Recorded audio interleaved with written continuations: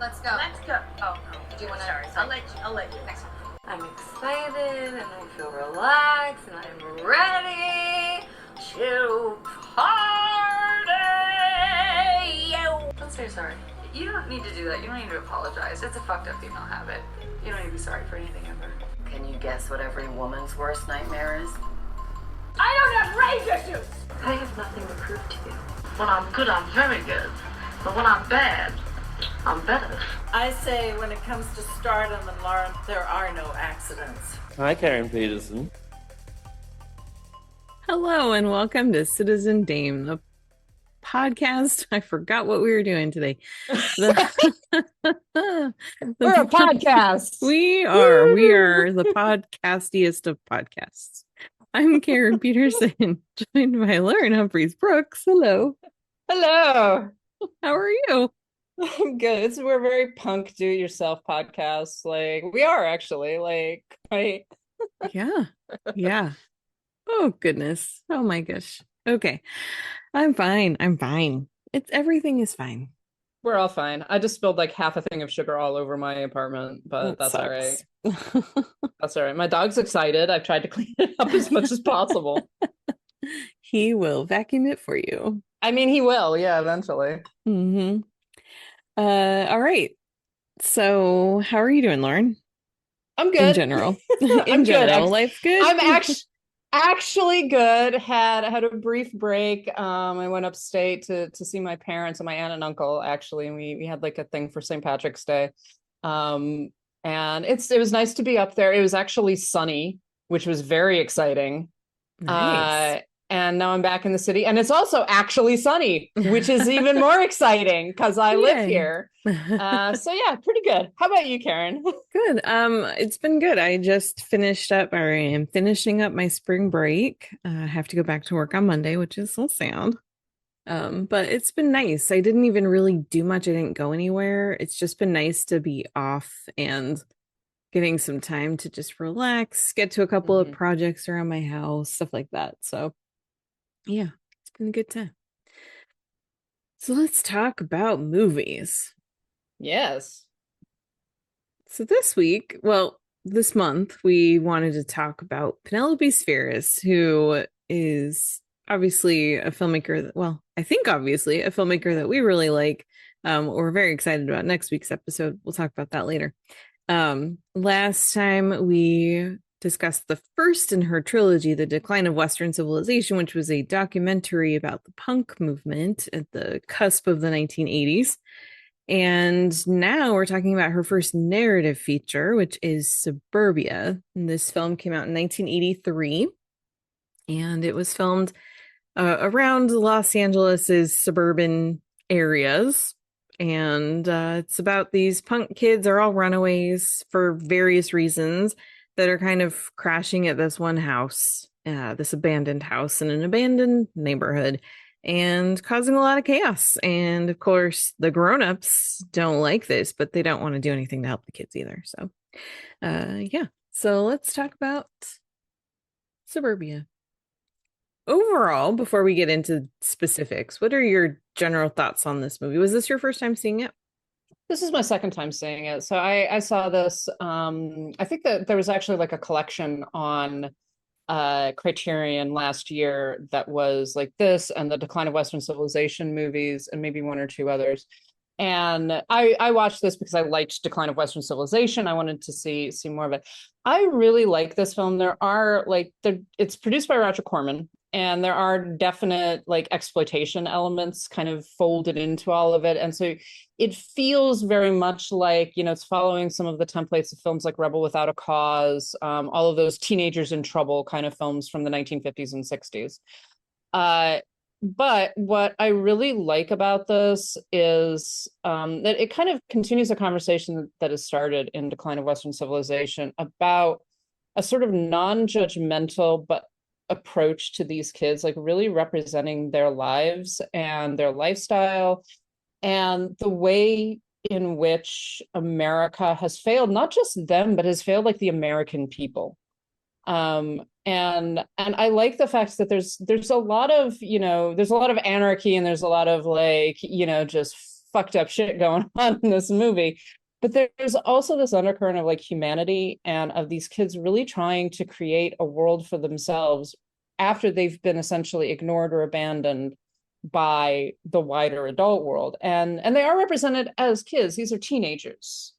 These are runaways. These are people who have been abused in their households or have been molested or have been ignored and are just being kind of treated as these secondary human beings with no real rights and just causing trouble. And so no one is really helping them or supporting them or really trying to understand them. And they're trying to kind of support and look after and care for each other, and in very imperfect ways a lot of the time, but also in ways that feel, truly human and loving in a lot of ways. So I quite like this film. It's weird. It's a little bit crazy. It's a little bit anarchical, but yeah, I quite enjoyed. I think that she's getting at something really interesting here. What about you, Karen? This was my first time seeing it, actually. And I'm so glad that I did watch it, because this is one that, it wasn't really ever on my radar. And it's interesting. I mean, this is her first narrative, like I said, and she wrote and directed it. And some of the dialogue was very cringy, and I was just like, oh, yeah, no, this isn't good. But what she's getting at, the themes, the way that the kids interact with each other, the way that the adults interact with each other, the way that the two clash, I thought was all very well done. Like it's very well constructed, and you can see, you can really see that this is a director with a perspective that she is not afraid to just say the hard things. And I really like that about her. I think that this kind of the leap from this to Wayne's World is big. A lot of things happen in between. I was gonna say it's about 10 years, isn't it? Like so you've got a decade in there. Yeah, and you can really feel like maybe she's actually learning how to make a movie with this one, but I think that what she's able to do, like I said, thematically, I think is really good, and I think that she gets her point across very well, and yeah, overall, I would say I enjoyed this movie. I mean, the dialogue, some of the acting is a little, this is very rough. This feels like a student film in a lot of ways, but it's still totally worth watching, and it's really good. And by the end of it, it's just like, wow, I'm so glad I saw this. It's very exploitation-y, and actually, like, so one of the things, none of these kids are actual actors. They're all real. There's like punk musicians, street punks. Flea, who eventually was part of the formation of Red Hot Chili Peppers, is there, and I believe he was a member of a different punk band at the time. And so you do, there is this sort of do-it-yourself kind of aspect to it. It's definitely more of an underground film, and it Which actually is very in the punk way, too. yeah, exactly. And it in the way that, like, particularly the actors deliver their lines and some of the sort of heavier handedness of it, it really does remind me of those like 1950s, 60s exploitation, teenagers in trouble kind of movies. Not so the famous ones, the ones that are really highly produced, sort of stuff like Rebel Without a Cause and The Wild One. But I'm talking more about, like, there's ones just like I blame my parents is one. There's a bunch that like MST3K have done that are these kind of teenager angst movies. Yeah. That are very much playing off of this whole idea about this divide between adulthood and being in a specific space of being a teenager. You're not a child, but you're not an adult. You're sometimes treated like an adult. You're sometimes treated like a kid, and no one is really looking after you. No one is trying to help you. And because you are angry and there are all kinds of other things that are going on around you, you're being blamed for a lot of things that are really just kids. one of the things that I found quite moving this time around is that there's a scene where they're all sitting by like a campfire, right? And I think it's that point where you realize these are children. Like Mm-hmm. these are kids who are, shooting little pellets into the campfire to make it spark. They're telling each other stupid jokes and making up campfire stories and things like that. And they're living in this derelict space with no supervision, no one taking care of them, no one like guiding them in any way. They're basically guiding each other. But it was this moment of like, these are children trying to take care of themselves. Yeah. And doing it in a very childlike way because they're not grown-ups, they really aren't. And the grown-up world has kind of abandoned them. Yeah. Before we get too far into this, I just wanted to mention for anybody who hasn't seen Suburbia, it's available lots of places to stream for free. So I would recommend go watch it and then come back and finish this episode. You can find it on Peacock, Prime Video, the Roku channel, Fandango at home with ads. It's on Tubi, it's on Plex. It's lots of places that you can watch it for free. Mm-hmm. So this movie was produced by Roger Corman, which we both agree, I think, that seemed funny, but then it also makes sense. Yeah, you can kind of see, like, not really his fingerprints on it per se, but you're definitely like, yeah, this is very much in keeping with the kinds of this sort of B-level exploitation-ish sort of film. And to give Corman credit, he gave opportunities to a lot of fantastic filmmakers and a lot of young actors. And I mean, we've talked about it all throughout his career, and he's doing the same thing with Spheeris here. Mm-hmm. Yeah, and honestly, I think that he has a lot to do with the fact, like, she was able to get this movie made, she was able to get, some other projects done, and I think that's what led to the career that she had. I think that he has a lot of credit for that. I mean, obviously she did the work, but when you're coming up in this business, you need somebody that believes in you and that will champion you. And the fact that he was pretty hands off with this project, supplied money, gave her some pointers, but really just kind of let her make the movie that she wanted to make. I think that speaks volumes to who he was. And yeah. One quote that she gave about him, it was, Roger made biker movies and exploitation movies and that sort of thing. So luckily he wanted to do the movie because he felt this might be the new wave. But, he didn't really interfere too much. It was mostly that he wanted me to have that scene up front where the kid gets nuked by the dog. So, yeah. Also, if you haven't watched this movie yet, a little bit of a warning. Trigger warning here. Yeah. I completely forgot about this. I would have warned you if I had remembered. I completely forgot that this is how the movie opens. Yeah. So the movie opens with a young woman, teenage woman named Sheila. Played, but who plays Sheila? Jennifer Clay. And she has just run away from home. She gets picked up as a hitchhiker by a mom and a kid, and they don't get too far. And then there's a flat tire. They have to stop. And luckily there's a payphone because this is the 80s and there are payphones everywhere. And so they are at a phone booth, and a stray Doberman pinscher attacks the little boy. And it's very violent. It's yeah. I mean, this is the 80s and this is a very low budget early film. So you can see the cutaway, you can see the doll that they swap in. But it's still very, like, when you understand what's happening, it's very like, whoa, this is violent. This is really rough. And yes, the kid dies. Well, and the dogs do come back as well. There is like this, and this is where it's a bit heavy-handed, but in some ways, like, very, it's kind of stark and like, okay, this is what we're doing here. Mm-hmm. Is this idea that these kids live in this kind of derelict, abandoned suburbia, right? Yeah. Section of suburbia where all of these homes, people have basically had to leave their homes because they couldn't afford them anymore. The county has taken them over and they've just gone to pot.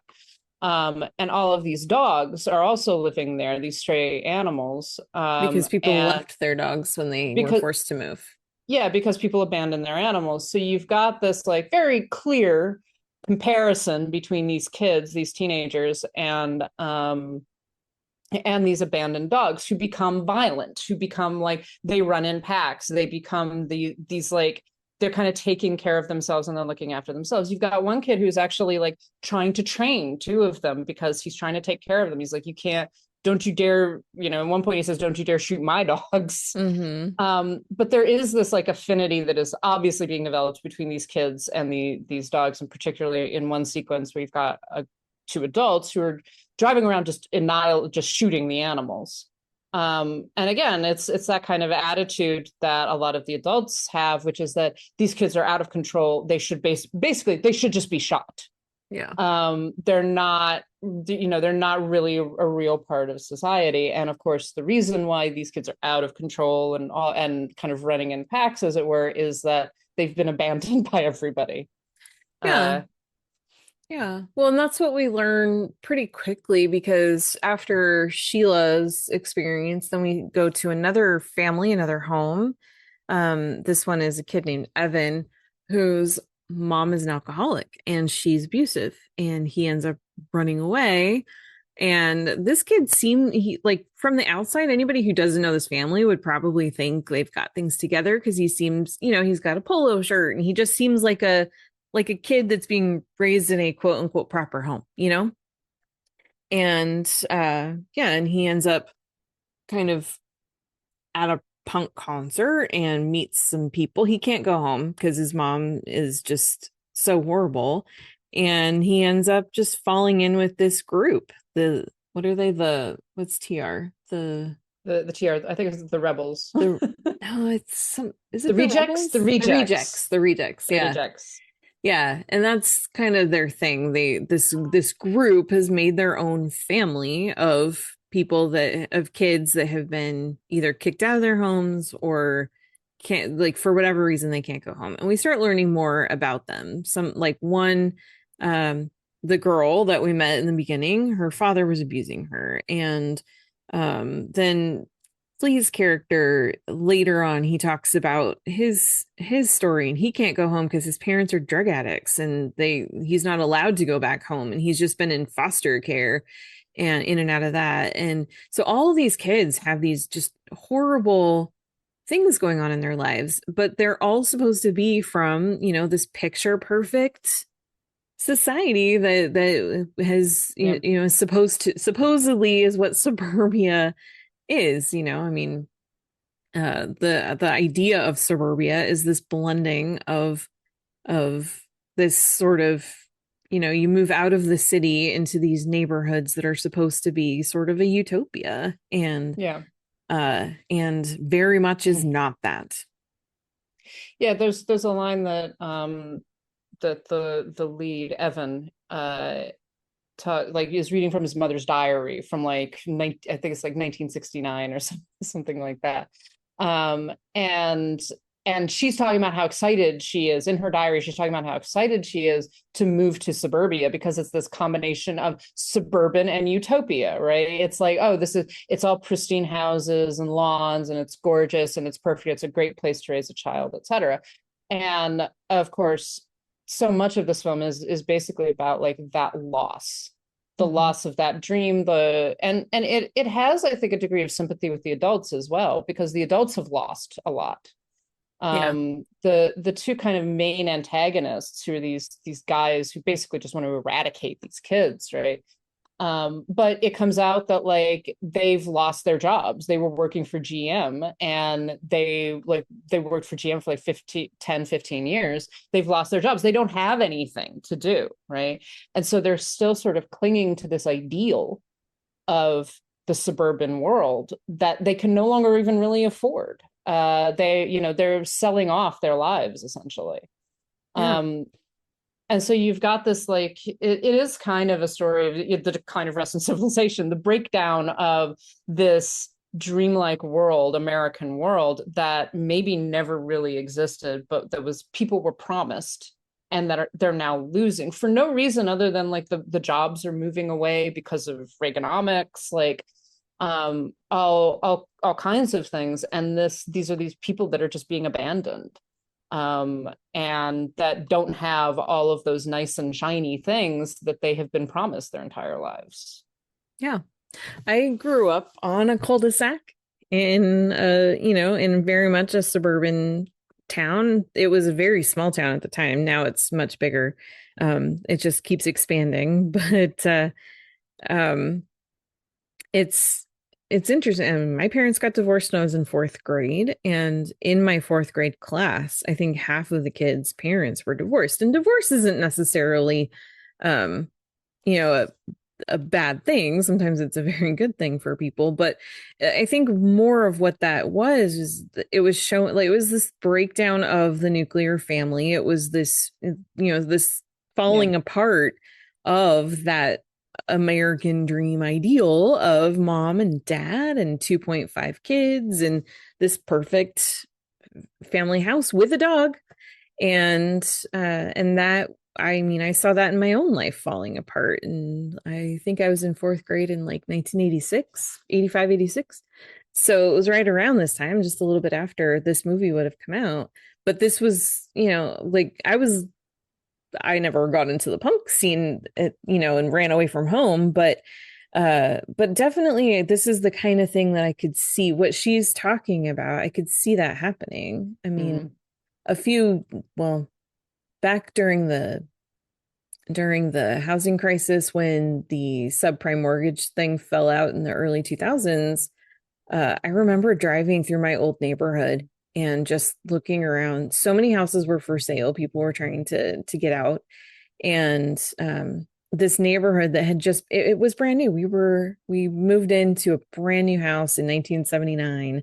And just seeing how much the neighborhood had just kind of declined over the years. And it wasn't that long. I mean, that's like not even 30 years, and it was a completely different place. And you could really just see that. And so as I was watching this movie and just the way that the populations, something will rise up and it'll be booming, and then things will change, jobs will leave, or new, like new banks will take over the mortgages, or people will get priced out, and then the neighborhood changes, whatever it is, these kinds of things happen over and over and over again. And so then you end up with populations relocating and kind of changing around. And so then you see these neighborhoods just that were once these bustling prime neighborhoods just becoming just, nothing, or just getting abandoned. So well, and I think that that's part of what Spheeris is doing, both in this film and in the Decline of Western Civilization films, is kind of depicting those people who've been left behind, right? And who do feel angry, legitimately angry, and these are all, like, again, these are all children. These are teenagers who. And at one point, you've got actually a cop character. I think we should talk about him in a minute. We definitely need to talk about him, who is talking to them and like asking them questions like, what are you going to do? Have you thought about like jobs and college and stuff like that? And they're all like, we don't have that option. Like there's nothing. So you are looking at these kids who are like, they should be in high school, right? They should be like going to school and thinking about college, and like that's what the trajectory should be in order for them to be as it were functional members of society. And they don't have that. They don't have that space because of a combination both of the social world and of their individual circumstances. And so you have them attempting to kind of form this family that will ape, right, to a certain degree, the families that they have never been able to have. And amazingly enough, for all of their fucked upness, these kids have as functional a family as probably any of them have ever experienced. Have an understanding with each other. They have connections with each other. They have love for each other. They have this rebellious attitude towards, we're going to upend the society at some level. We're going to assault society. But it's very much like we're going to crowd together, because if we're together, we can be much more safe. There's a point in the film where they're basically being told that they have to leave their house, and they're talking about, what are we going to do? right? Mhm. Well, I guess I just have to go home. And some of them are like, well, I don't have a home I can go to. Yeah. Um, and it's the sense that like fragmenting their society is essentially eliminating the protection, the very limited protection that they actually have, and the very limited companionship that they actually have. Even though they're they're homeless, they're like they cannot depend on anybody but each other. Right. Yeah. And that threat of losing their home, the only home that they really have and what they've kind of built together, that's perpetuating a problem instead of trying to fix it, because nobody's looking to, reunite these kids with their families or find them a better situation. It's not that. It's just, okay, you have to get out of here because you're in the way. They want to actually basically tear down this neighborhood and build something else there. And so then the problem doesn't go away, it just gets relocated. Well, and it's also just you're causing problems. Mm-hmm. And I think that there is, and the film does not like go into it in major detail. It is a social problem film, but one of the things that I like about it is that it's not like, how do we solve this social problem, right? Yeah. It isn't like a PSA, basically. Right. But one of the things that it is depicting also is the way in which their presence, their existence scares people. Mm-hmm. And it offends people. And it's one of the things that it gets talked about a lot when you talk about the homeless and when you talk about poverty, right? Poverty gets concealed, not because we are trying to actually fix the problem of poverty, but because it offends the sensibilities of the rich and the middle class. We don't want to look at it. One Yeah. of the things that these kids do is they are present and they're offending people by their existence, right? A lot of the time they cause problems, but a lot of the time, basically what they're doing is like trying to survive and existing in the world. And Yeah. people drive them out, people insult them, people are afraid of them. And they lean into that more because it's like, okay, this is what I am. This is what I'm always going to be. At least I can like feel some degree of power with that, right? I can offend the people. I can make them look at me, basically. Yeah. Well, I mean, we touched on Yeah. this with the decline of Western civilization too. Like I can remember times when I was little, like 6, 7 years old, and we would see a group of punks like at a restaurant, like at like a McDonald's or something. And my mom would be like, "Don't look at them. Don't look at them. They don't like that. They'll cause problems, And it's very much that idea. And that's kind of what happens here. And it's like, oh, I see how those types of attitudes get perpetuated. Um, but I think one of the scenes that really drives home that these are just kids who really care about each other and are just kind of being shoved out of society even more than they already are is, of course, late in the movie, Sheila overdoses intentionally. She leaves a note and everything. And the kids, they don't know what to do. So they take her body back, like to her parents' house and talk to her dad. And they ask, like, we would like to come to her funeral. Of course, he doesn't want them there, but they go to the funeral. They show up to the funeral. And this is, of course, very disturbing to Sheila's parents, who the dad then gets up and tells them they have to leave. And it turns into a brawl inside this mortuary. But it starts so much like they're sitting in the back, they're being respectful, they're not causing any problems. It's just that their presence is offensive to this girl's parents. And one of the things that the dad even says is something like you can't even dress properly or something. And one of the girls says, "This is all we have." And she says it so apologetically, like we would definitely have dressed nicer if we had that as an option. Yeah, exactly. And I think it's one of the most moving scenes in the film. And it is this reminder of like these, it's not just that these kids are like, well, we're dressing this way and acting this way because we want to. There's an element of we have to. We have to scare people. We have to push people away. And we also, this is how we dress because we have to dress like this. We don't have anything else, right? And and you even get those scenes that are much more anarchic, where they're like stealing from garages and like stealing from refrigerators and garages and stuff like that, breaking into houses, getting into fights, etc. And some of it is very much like, fuck the straight world kind of thing. But there's also this other element of like, okay, they're homeless, they have no money, they can't really hold down jobs, they're in this space where they, it's we have to steal in order to survive.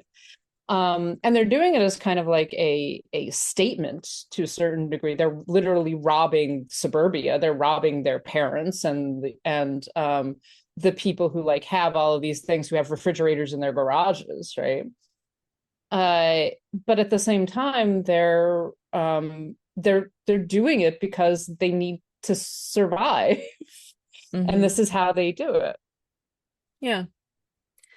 One of the other things that happens in that funeral scene is, and this is part of the clash between the suburbanites and these punk kids, is one of the boys actually like basically yells at Sheila's father, "I know what you did to her. She told us all about it." And it's calling out and really addressing in a way what drove her to where she is now in the first place. The reason that she's dead is not because she fell in with them. It's because of what her father did to her. And they're announcing this to the whole church, like everybody who's there. Yeah. It's not a big group, but everybody who's there, they're announcing this. They're calling him out for his behavior. And so it's like this other, it's this physical clash between these two groups, but it's also this psychological clash too, of like, this is the damage you have done, not what we did. Yeah, it's their presence is a transgression. They're invading spaces, and there are a number of shots throughout. Like I think even the scene, it's a great shot when they bring her body back. Yeah. And it's all of them like this just spread of kids, and they're all being respectful. Like it's not like they're not like booming in there and like smashing things up or anything, but it's just this spread of kids all in all these different styles of clothes and like things that they've just basically picked up along the way, etc., standing on this pristine suburban lawn, right, holding the body of this dead girl, and bringing her home because they didn't know what else to do, and asking, like you say, we would really like to come to the funeral. Yeah.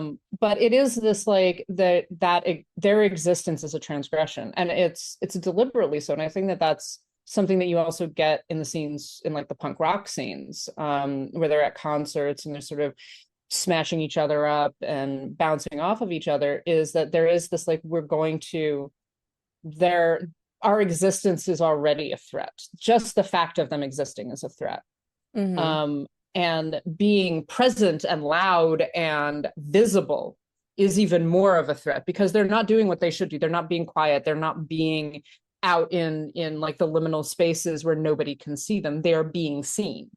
And that's where straight society has to basically try to suppress them and destroy them. Yeah. Shoot them down like dogs. Yeah. I feel like I've kind of been skipping around a lot in this. I'm sorry about that. But we don't have to do a straight recap. I mean, no. I know, but I feel like I'm kind of jumping topics more than anything. I think one of the things that's interesting about when we first meet this group of punks at this concert after this kid has run away from home, one of the first things that we see is this girl being assaulted, and she's kind of in the middle of this group. She gets her clothes stripped off. She's stripped naked while a band is performing. And then all these guys are taunting her, and she's just like surrounded, and she's screaming and she's terrified. And that's sort of our first introduction to this scene, and to this group of people. And I just think it's interesting that when we first go in there, it's something that is like this really horrific moment, rather than something like what we see later, which is them being very respectful. Now, it's not all these guys that are part of that assault, but that's how we're introduced to this, this other side of things, I guess. Well, and I think that that's part of it. It's that unflinching aspect, and the Spheeris also does it with the Decline of Western Civilization films. It's not saying like these are all just a bunch of good kids who are lost, right? It's like, no, this is also a violent scene. It is a dangerous one. One of the first things that happens to Evan is that one of the kids who he actually winds up living with drugs him, like puts a drug in his drink, and he collapses on the ground. And then not like long after that, he gets thrown out of the club, and then Jack, I think, shows up and is just like, hey, are you okay? And he like picks him up. So it's this back and forth almost. It is the sense of like, this isn't a good society, but you know what's also not good? Society. Yeah. Yeah. There isn't this attempt to be like, there isn't this black and white, basically. There isn't this attempt to be like, these are all just a bunch of good, but screwed up kids who've been driven out of their world. It's like there's a lot of really bad shit that is going on as well. And we're going to show that to you. Like we're gonna show you a scene that's like violent and mean, and doesn't really serve any purpose except that it's violent and mean. Right. It isn't an attack on the wider social world. It's an attack on one of their own, as it were. Yeah. But it's that kind of, I think that there's an attitude that Spheeris brings to it. It's just like, this is the reality that these people live, that these kids live. And we're not going to pretend that it isn't. Right. I think it's also interesting when you look at that and you look at where these kids came from to see that in a way this violence and anarchy is preferable to the horrors that they're dealing with in their home, in their homes too. And I think that was one of the things that was interesting as I was watching it. It's like it starts with this, well, not starts, but early on we have this scene, and then we see them just like this group of the TR kids, the reject kids, just running amok, destroying a convenience store, just being assholes, like absolute assholes. And yet by the end of it, as we know more about them, as we learn more about who they are, and we see what their circumstances are, and what other choices they have, the empathy, I think that at least that I felt, that I think we're all supposed to feel by the end, it's really in a weird way, this is a journey to get there. And I think that watching, like, one of the things I was thinking about was just how real that feels, how you can start off with a certain opinion about something or somebody, and then as you learn more, as you get to see what what's underneath the surface, the things that you don't normally get to see, then that's where you start to really feel for people, and that empathy is what we need in order to make any real changes or to really move forward together as a society. Yeah, I agree. I think that there's also an element in a lot of what the punk society is doing, is that it's an opposition, right? But it's also an aping. They're kind of aping their experiences to a certain degree, but it's experiences that have a particular hierarchy. Parents beat on children. Children don't beat on parents, right? But that's the way that the hierarchy within society works. Adults control the lives of teenagers. Yeah. Teenagers don't control the lives of adults. And so there's this hierarchy that they come from, and they're kind of in a certain sense that they're upending it, but they are also performing it. Like, they're performing the violence that they've experienced. They're performing the rejection that they have experienced. They're trying to perform the concepts of family that they have been told they're supposed to have but have never had.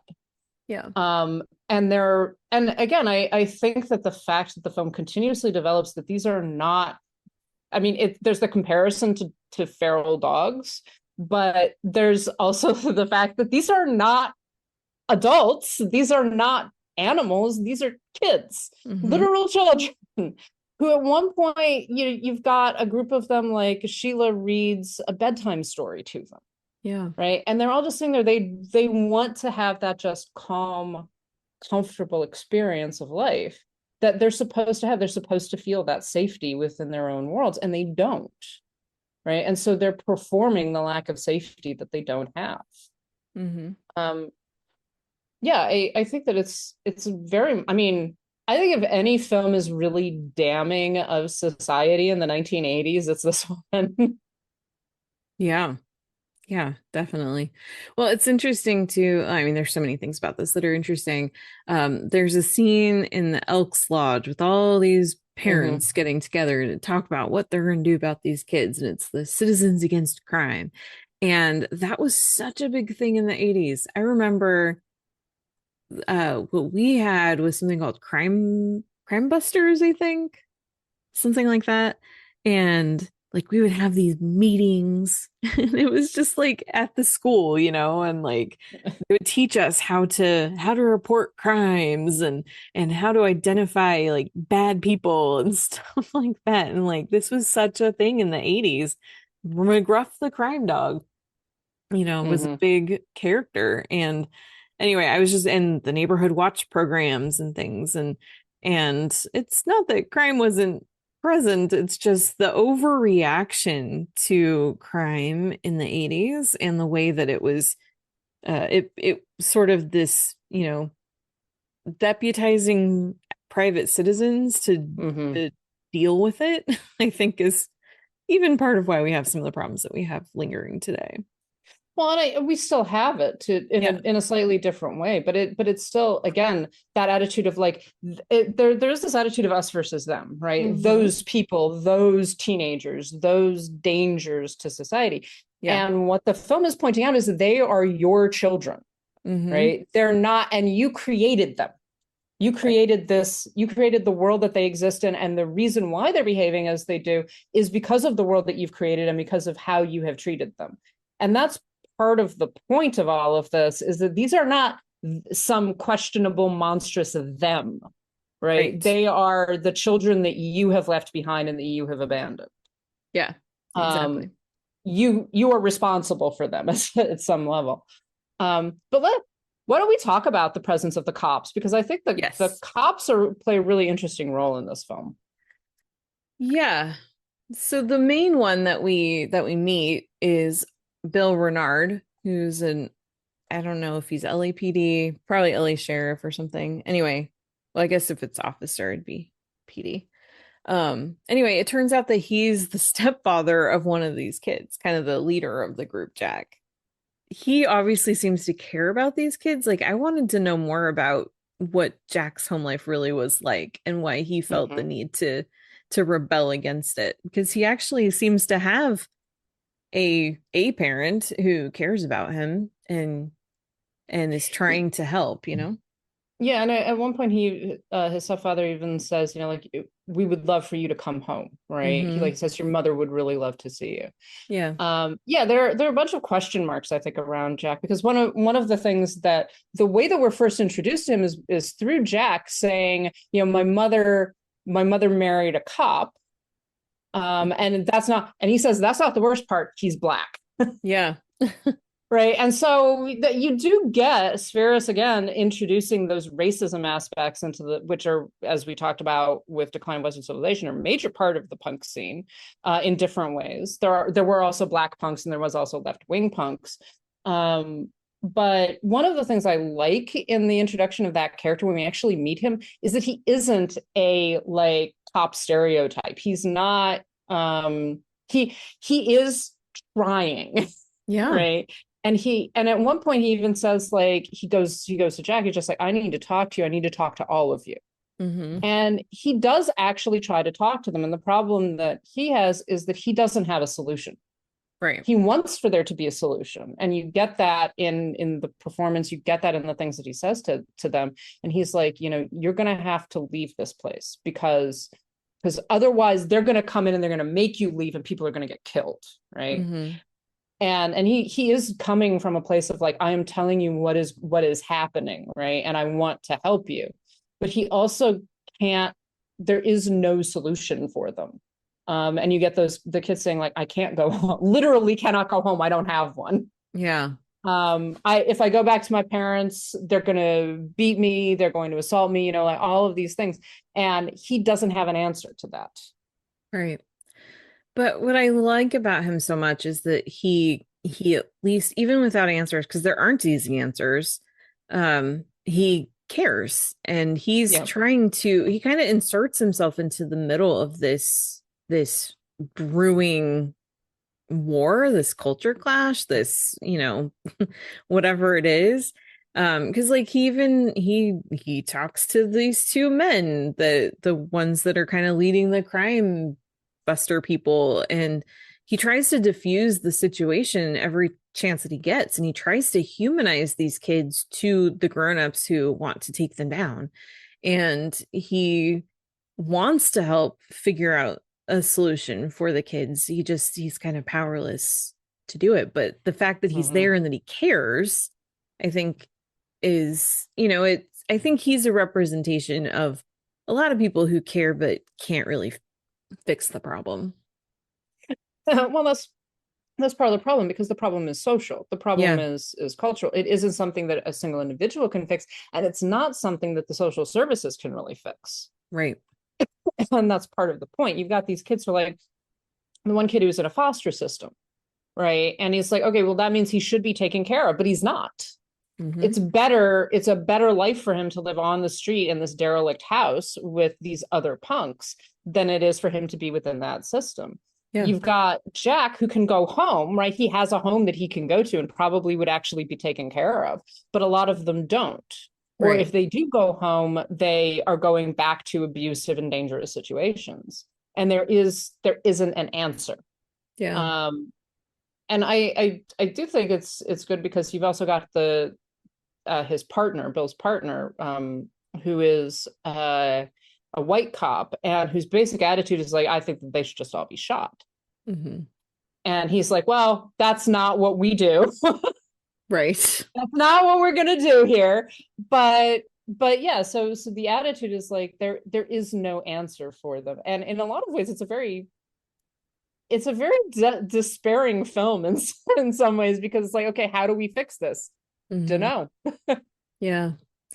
And that's the thing, the movie doesn't offer answers. By the end, you have sort of this climax of what it's been building to, which is an actual physical clash, but then it's over.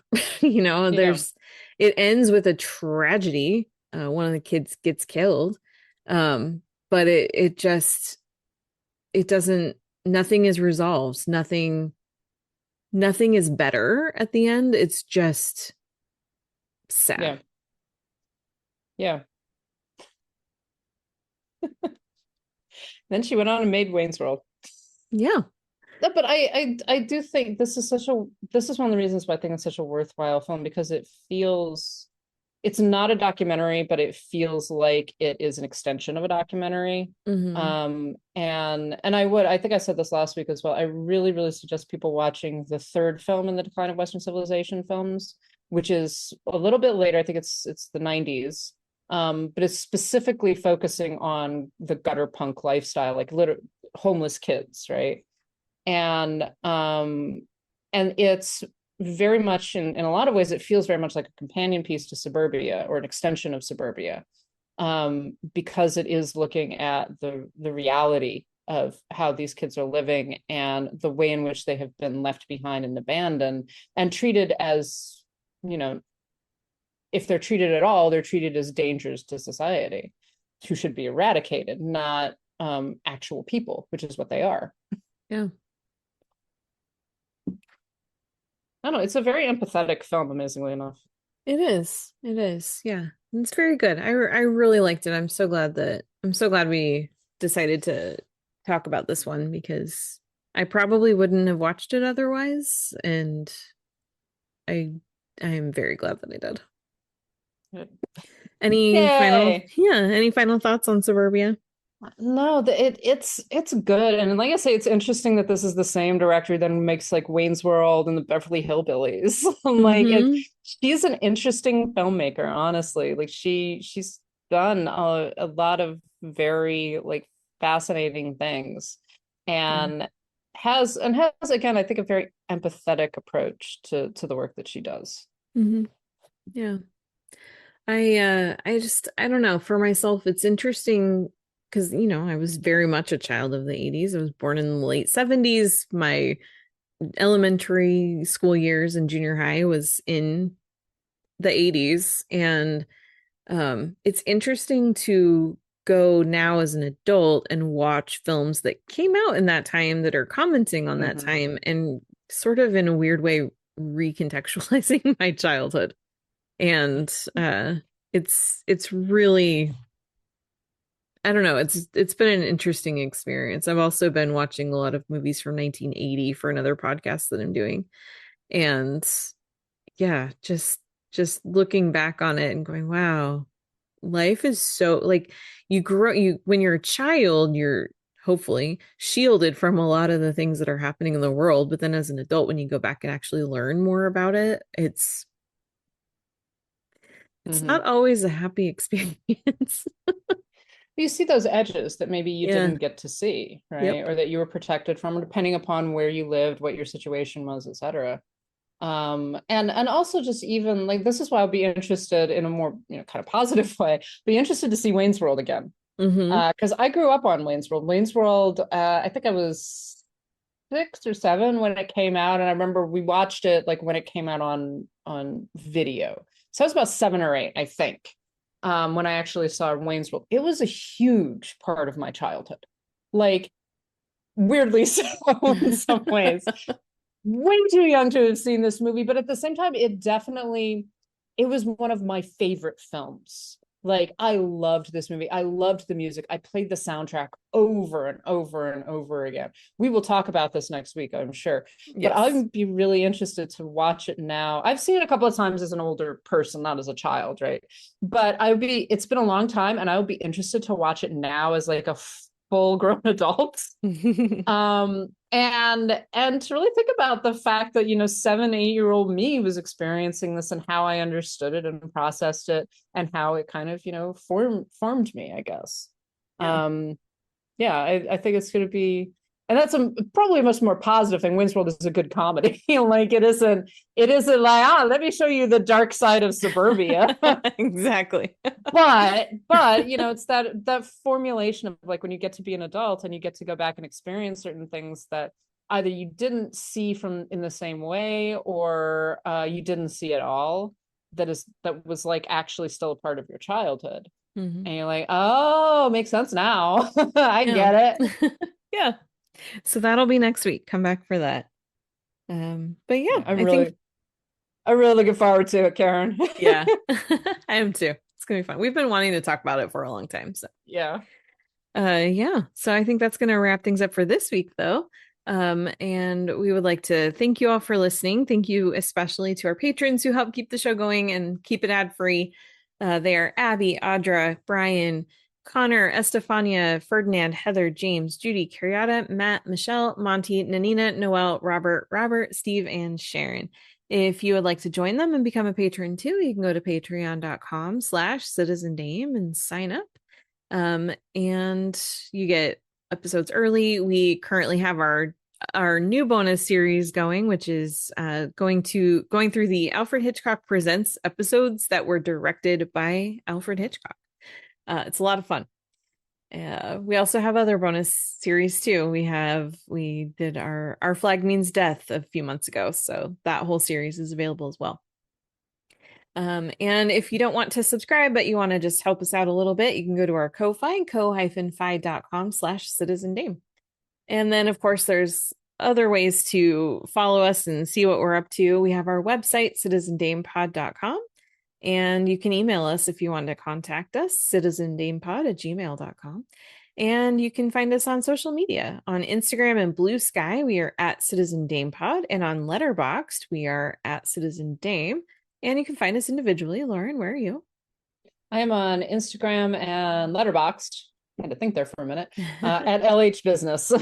And I am on Instagram, Blue Sky, and Letterboxd at Karen M. Peterson. So that is it for this week. Thank you so much for listening, and we will catch you next time. Bye. back here! Hey, you can't! What are you doing? These are my dogs. What the hell are you dressed up for? Yeah, where's the war? Up your ass. Up your ass? How'd you like the long end of this rifle up your ass?